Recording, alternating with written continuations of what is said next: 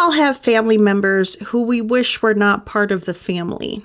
Maybe you have an uncle who drinks too much, or you have a cousin who has very strong feelings about politics, but they're family, so you just have to love them and accept them anyway. Or you can poison them like Diane and Rachel Staudte did.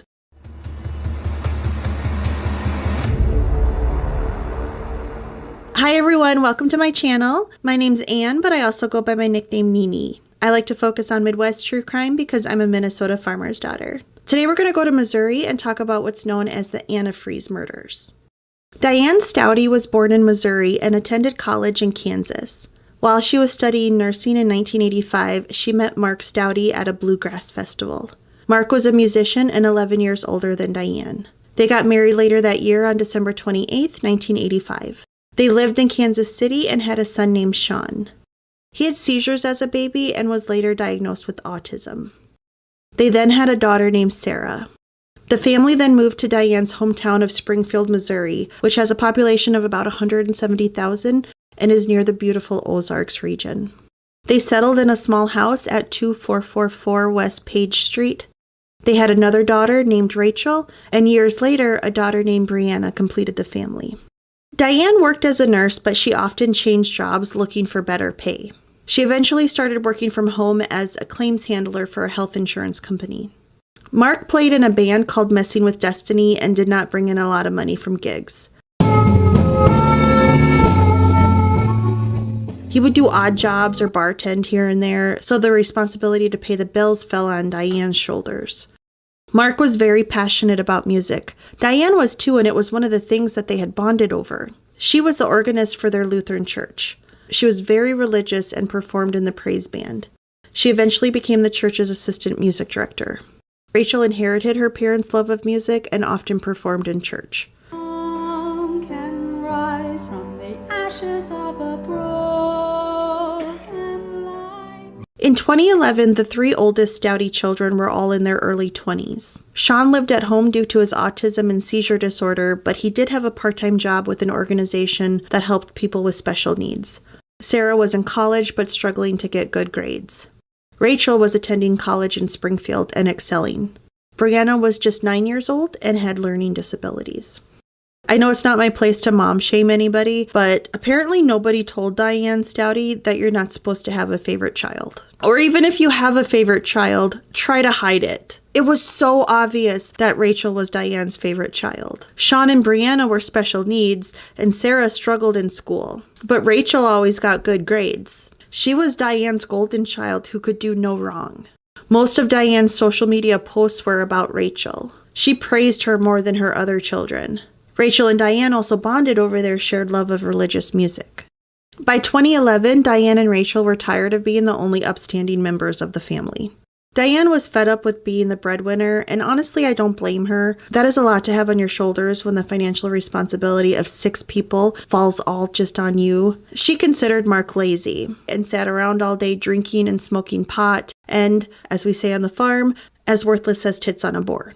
Diane and Rachel got this idea in their head that life would be much better without some of their family members, so they started researching ways to poison people. They looked up things like Tylenol toxicity and poisonous plants. They settled on antifreeze because it was basically undetectable. If someone drank it, there wouldn't be a bitter taste. In March of 2012, Diane started putting antifreeze in her husband's Gatorade. Antifreeze sounds like a horrible way to die because it doesn't kill you instantly. It has to build up in your system and gradually causes your organs to fail. Over the next few weeks, Diane and Rachel took turns lacing Mark's Gatorade with antifreeze, and they did this several times over the next few weeks.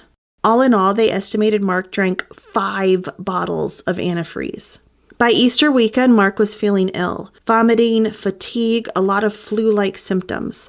On Friday, April 6th, he practiced with his band, and they could tell he didn't feel good. His skin was yellow, and he wasn't acting like himself. The following day was Mark's 61st birthday, and he spent the day in bed because he wasn't feeling well. The day after was Easter Sunday. Mark stayed in bed again, and Diane went to church. When she came home around noon, she checked on Mark and found him dead in their bed. Diane told authorities that Mark hadn't been feeling well in the days leading up to his death. They hadn't found anything too unusual about his death, just that there was some dried blood around his mouth. They did not perform an autopsy and just assumed his death was due to a heart attack. Mark didn't have a healthy lifestyle. He smoked, he drank, he was in his 60s. So like I said, they just assumed his lifestyle caused a heart attack. Diane had Mark cremated. A couple months after Mark's death, Diane used the $20,000 life insurance payout she got from Mark's death to move the family into a bigger house at 1644 West Swan Street. Diane and Rachel's work wasn't done though. They had gotten rid of one loser in their mindset, but there were still a bunch of other losers living at home that were making their life miserable. Their next target was Shawn, who was 26. Rachel later said Shawn wasn't much trouble because he mostly kept to himself playing video games or was on the internet. But Diane considered him a burden. She said he interfered with things she wanted to do and he was, quote, worse than a pest, unquote. She and Rachel took turns putting antifreeze in Coke and giving it to Shawn. He started to show the same flu-like symptoms his dad had. On September 2nd, 2012, Diane found Shawn lying on the floor of his bedroom, dead. He had dried blood around his mouth, just like Mark had. Diane told authorities Shawn had been sick and had a seizure disorder. An autopsy was performed on Shawn, but antifreeze is not routinely looked for in autopsies unless they're told to specifically test for it. His cause of death was ruled to be due to his prior medical issues. Diane didn't hold any service for her son and had him cremated. Losing your husband and son within 5 months of each other would destroy most people. Not to make this about me, but I lost my dad and my dog, who was basically my daughter, within 3 months of each other, and I was a wreck. It was the darkest time in my entire life. So I would assume Diane would be kind of in that same place since she lost her husband and a child. But people noticed Diane didn't really seem to be grieving. Granted, people do grieve in different ways, but Diane didn't seem upset or bothered at all. She did have a reputation for being kind of a cold person, so people just kind of passed it off as that. You know, it was just her personality. After Shawn's murder, Rachel posted a selfie on Facebook of herself sitting cross-legged and put in the caption, quote, "Don't think I've seen mom so chilled out like this in a long time," unquote. At the end of 2012, Diane posted on Facebook about what a year of change it had been. Sarah graduated from college in the fall of 2012. She got a degree in French, and not surprisingly, it was hard for her to find a job in Missouri with that kind of degree. She moved back home and brought with her a lot of student loan debt. A few months went by and Sarah still didn't get a job. She mostly hung out in her bedroom on the internet. Diane didn't want to have to be responsible for her daughter's student loan debt. She also described Sarah as a difficult child, but Sarah had bipolar disorder, and it sounds like Mark might have had it too. Sarah's a difficult child to deal with. I understand. I've been kind of putting pressure on her to, you need to get out and get a job. Your college bills are coming due. I don't want to pay for them. After all, you get tired of doing everything for your kids, and it's like you need to step up and do it. So in order to deal with Sarah, Diane and Rachel pulled out the antifreeze again. They started to give it to Sarah in Coke. So how are you guys getting her the drinks without her knowing about it? She's on the computer a lot, on YouTube a lot, and she's easily distracted. It wouldn't take much to, get whatever drink she did have and just slip it real quick. Is that what you did? Yeah. In June of 2013, Sarah started to experience symptoms from the antifreeze. Diane brought her to the emergency room. They later said they did this instead of letting Sarah die at home like they had done with Mark and Shawn, because somebody dying in the home basically ruins it. When Sarah got so bad, I know you guys said you thought that she was pretty much dead, but why did you take her to the hospital? I didn't want another one to die in the house, because houses are nasty after somebody's died in it. It's like after Shawn died, I moved into his room and it was awful, awful, awful in there. I kept feeling things in there. When Sarah arrived at the hospital, she was in very critical condition. Her organs were shutting down. She had suffered a brain bleed. She was very close to death, but luckily would survive. Around this time, the police received a call from the pastor at Diane's church. He said he was suspicious she might be behind the deaths of her husband and son and why Sarah was currently in the hospital. Police went to the hospital to talk to Diane. As her daughter lay there, literally dying, Diane talked about planning a vacation to Florida. A doctor told police they were suspicious that Sarah had been poisoned because they couldn't find any cause for her symptoms. Mark and Shawn had both been cremated, so police couldn't exhume their bodies to test it for antifreeze. But when they had performed Shawn's autopsy, they had kept some tissue samples. The police requested those tissues be tested for antifreeze, and sure enough, it was positive. They tested Sarah, and antifreeze was in her system too. Police brought Diane in for an interrogation on June 20th, 2013. What kind of cleaners do you think it could have been that she would have? What do I have? I can't see her taking soap. Yuck. The general, everyday cleaner. I have some of that. Could you even hurt yourself from soap or Lysol? Do you know? I'm not. I have no clue. Okay. I don't even think about. Right. When asked how her marriage had been, Diane said it wasn't the best. Diane portrayed Mark as a drunk who would throw things at them when he was mad and that he had cheated on her, which wasn't the case at all. What was your guys' marriage like? How can I say this? We were still married, but it was not what you call a good marriage. Mm-hmm. Have there been any infidelities on either side? He had. I'm guessing then, just briefly, that he wasn't the best husband? Probably not. Okay. Not to society, no. He was running around and he would drink and smoke pot and... So he wasn't a very good guy, is what you're saying? Yeah. I've had friends who told me I should kick him out, but I couldn't find myself kicking him out. Why not? I was afraid he'd kill himself. Why would he kill himself? Oh, he was bipolar too. And even though things were bad and he wasn't a good husband and you said he wasn't good for society, that you didn't want him to kill himself? Mm-hmm. Okay. Even with all his faults, I still loved him. The detective told Diane they were going to analyze Shawn's tissue, even though they already had at this point. Knowing that they would probably find antifreeze in his tissue, Diane said that she knew they were drinking antifreeze, but she was only guilty because she didn't bring them to the doctor sooner because she hated them. There's a lot of arguments. And to put it really short and sweet, I knew they were drinking antifreeze, and I was so mad at them, I didn't want to take them in. And that would just eliminate those problems, wouldn't it? They wouldn't be there to nag you, to bug you, to talk bad to you, to be mean to you, to be disrespectful to you. That would just be a problem that's gone. Yeah. How'd you know they were drinking antifreeze, Diane? They told me. You don't want them to see all these lies. You and I both know why you knew they were drinking antifreeze, and you need to tell me about that. And lying about it, Diane, will not help you. I know how you knew they were drinking antifreeze, and you need to tell me. Because I saw them drinking it. Diane, you knew that they were drinking antifreeze. Mm-hmm. You knew that. They didn't.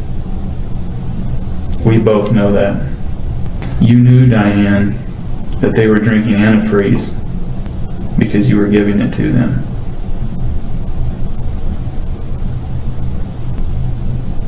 And I didn't know what else to do. Were you just at the breaking point? Yeah. I didn't know what else to do. How much would you put in? I don't know. Just a little bit. And why just a little bit? I didn't want to hurt them. Diane was then arrested.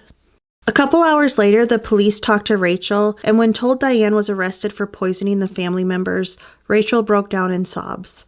After talking to her for a while, she finally told us what she had been doing. She had been giving your father small doses of antifreeze in his drinks over several day period. Same thing with your brother, and same thing with your sister Sarah.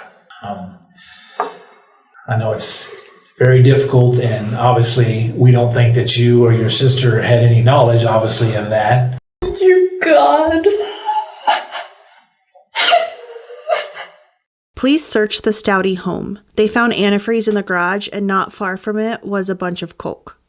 They also found Rachel's diary in her bedroom. On June 13, 2011, almost a year before her father's death, she had written, quote, "It's sad when I realize how my father will pass on in the next 2 months. Shaun, my brother, will move on shortly after. It will be tough getting used to the changes, but everything will work out, unquote. They also found a poem Rachel had written that said, quote, only the quiet ones will be left. My mother, my little sister, and me, unquote. Her diary also proved that Mark was not abusive because Rachel had written about how Mark would rather cut off an arm than hurt any of them. They brought Rachel back in for another interrogation a couple days later and confronted her about her diary. She tried saying she was writing about a dream she had, but quickly admitted to helping her mom poison her father, brother, and sister. And what were you thinking at that point? Oh God, another one. Do you recognize this? Yeah, I remember this. Okay. What is that? Little journal thing. A journal thing? Whose journal? Mine. So you wrote this then, is what you're telling me? Let's take a look at this. Is that your same journal that we were just talking about that you were writing? There was a dream that I had that they would die, but... Rachel tried to say that Sarah knew the others were being poisoned, but the police knew that wasn't true. They detained Rachel and talked to her again the following day. So what was your eventual goal? Why did you and your mom want to kill everybody else? As far as Dad, it was for a little peace. Okay. Shaun, because he was annoying, and Okay. Sarah was just very nosy, very nosy. Did you want it to just be you and your mother?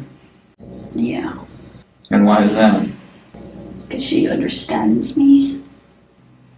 She doesn't annoy me. Diane and Rachel eventually admitted to killing family members who were burdens to them. They had planned to kill Brianna too because she was a burden due to her learning disability. And what was the reason for Brianna? Because I know there's no way in hell I'd be able to take care of her. I can't take care of me. So how could I ever take care of her? So why did your mom want to kill Brianna? Don't think she ever told me, but if I had to guess, it'd be very similar to Shaun. And that was? That she was the burden. Diane tried telling police that she had been gradually lessening the amount of antifreeze she was giving to family members because she didn't want to hurt them. But Rachel said they were actually increasing the amount every time they gave it to family members. In 2015, Rachel pleaded guilty to second-degree murder and was sentenced to life in prison with parole. She was required to testify against her mom. Diane pleaded guilty to 2 counts first-degree murder and 1 count assault through an Alford plea. In 2016, she was sentenced to life in prison without parole. They have both tried to vacate their pleas. Rachel cited her interrogation and said being alone in a room with the male detective was like being flayed alive. Brianna was put in foster care. Sarah came very close to death, but she survived. She has permanent physical and neurological damage. She had to relearn how to walk and talk. She will need help the rest of her life and lives in an assisted living facility. Sarah read a statement in court at her mother's sentencing and said, quote, I forgive Mom for what she did to me. Not only she took away my dad and brother, she also took away my livelihood and my independence. I prefer to be a survivor than a victim, unquote. Diane appeared on 2020 and 2022 and indicated that she was innocent. She said Mark had ran around with all sorts of people and any one of them could have broken into the house and slipped something into his drink. Sure, Jan. That's all I have for this case. I'd love to hear your thoughts below. Thank you so much for watching. I'll see you next time. Bye.